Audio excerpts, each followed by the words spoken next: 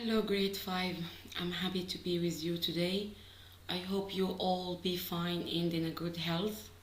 We will complete our explanation of chapter 14, lesson 3, the chemical change. This is the last lesson in this chapter. First, look at these pictures here in this photo. What can you see? Yes, it is rotting fruits. Okay, if you are hungry, can you eat these fruits? Of course not. Why? Because it is not good anymore. It is non-edible. There's a change happened in its shape and also in its structure. This kind of changes we called it chemical change. Chemical change, it is a change in the shape of matter and also in its structure. Like here, if you burn some sticks of wood, it will be the same or it will change? Of course it will change. It will change in the shape and structure. It won't be wood anymore. This kind of changes, as we said, it is a chemical change. Chemical change is a change in the shape and structure of matter, producing a new substance with different properties. Okay. Burning is a chemical change. And some substance burns quickly and others take time to burn. This measure, we called it combustibility. Combustibility is a measure of how easily a substance will burn. In combustion, or it means burning, we add the oxygen from the atmosphere to the process. And this changes the shape and structure of matter. If we burn a cube of sugar or a piece of marshmallow, it will change in its shape and also in its structure. The matter here will not destroy, no, it just changes in two ways, in its shape and also in its structure. Another examples of chemical change like corrosion of metal or rusting of iron. In rusting, the iron reacts with the oxygen from the atmosphere and forming a layer on the top or in the surface of the wet iron. Rusting iron, it is not hard enough to use it in building. So rusting iron, it is a chemical change. It is the change in the shape of iron and also in its structure. As we said, it is not hard anymore to use it in building. So there is examples of chemical change, as we said, like burning, rot or fermentation of fruits, and also corrosion of metal. All these are chemical changes. Okay, when a substance goes through a chemical change, we call this ability as a reactivity. Reactivity is the ability of a substance to go through a chemical change, to change the substance in a chemical change. And a chemical change happens, the chemical change happens during a chemical reaction. And how we can tell that there is a chemical reaction happened by some signals. Like what? Gas bubbles. Gas bubbles show that a chemical change has taken place. Like if you have a cut in your finger or in your knee and you add hydrogen peroxide to this cut, the hydrogen peroxide which has this symbol H2O2 react with the blood and forming oxygen bubbles. So if you saw bubbles, it means that there is a chemical reaction happened. Okay, this is the first signal. The second signal is a change in the color. Change in color shows that a chemical change happens. Like in fireworks.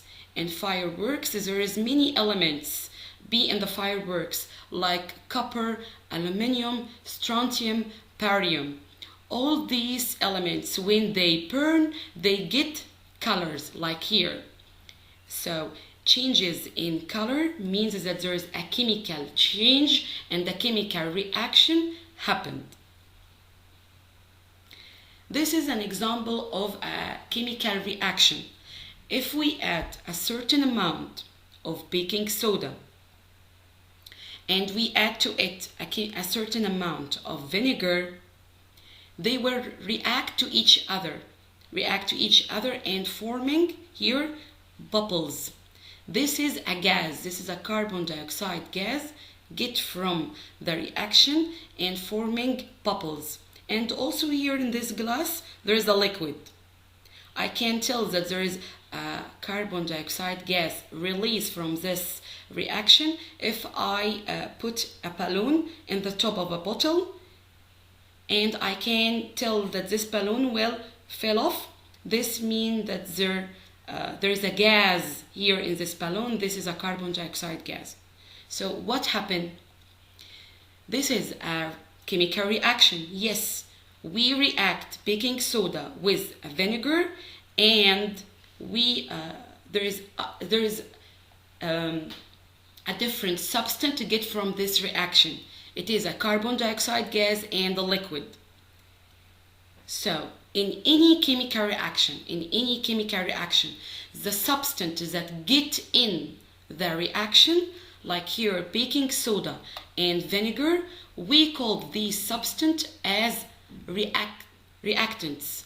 Reactants are the substance that take part in the reaction. And also there is other substance get from the reaction, get from the chemical reaction. We call these substances as products. Like here, liquid and carbon dioxide, we call them are products. Products are substances that are formed at the end of the reaction. So, as we said, in any chemical reaction, there are reactants. They are the products that get in the chemical reaction, and also products. Products are the substance that formed in the end of the reaction. And as we said, in any chemical reaction, the substance will not destroy. The baking soda and vinegar will not destroy it. It just change in its shape and also in its structure and form a new substance, which they are liquid and carbon dioxide. This is a chemical reaction, and there is a chemical change happened. So this relation between the reactants and the products, there is a law that forming or tell this relation. This law in the chemistry, we called it law of conservation of matter, and also we called it law of conservation of mass. So what this mean? This law means that the sum of reactants masses in any chemical reaction equal the sum of the product's mass. Okay, what this mean? It means that the addition of the masses of the reactants that get in the chemical reaction equal the masses of the products that formed in the end of the chemical reaction. Now I will show you a video to let you or help you to understand this kind of relation, the law of conservation of matter.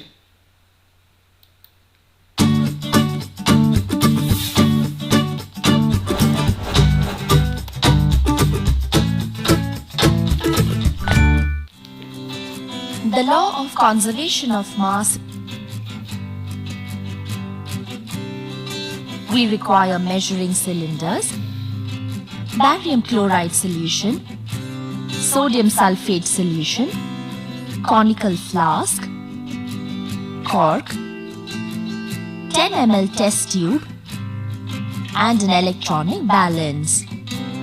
Measure 5 ml of sodium sulfate solution in a measuring cylinder.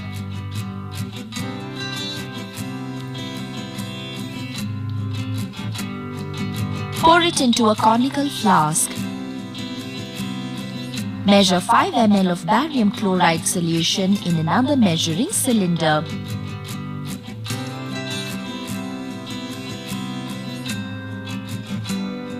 Pour it into a 10 ml test tube. Tie the test tube using a thread and hang the test tube in a conical flask carefully so that the solutions do not mix with each other. Cork the conical flask so that the thread holding the test tube is firmly held in place.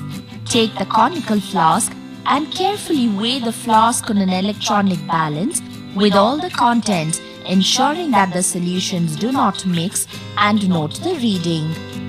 Take the flask from the balance, tilt it and swirl the flask so that barium chloride solution in the test tube spills and mixes with sodium sulfate solution in the flask and forms a white colored precipitate of barium sulfate BaSO4 and an aqueous solution of sodium chloride NaCl. Wait for 10 minutes to complete the reaction. The precipitate of barium sulfate settles down to the bottom of the flask. Weigh the contents of the flask again and note down the reading. It will be observed that the total mass of the reactants is equal to the total mass of the products. Hence, the law of conservation of mass is verified.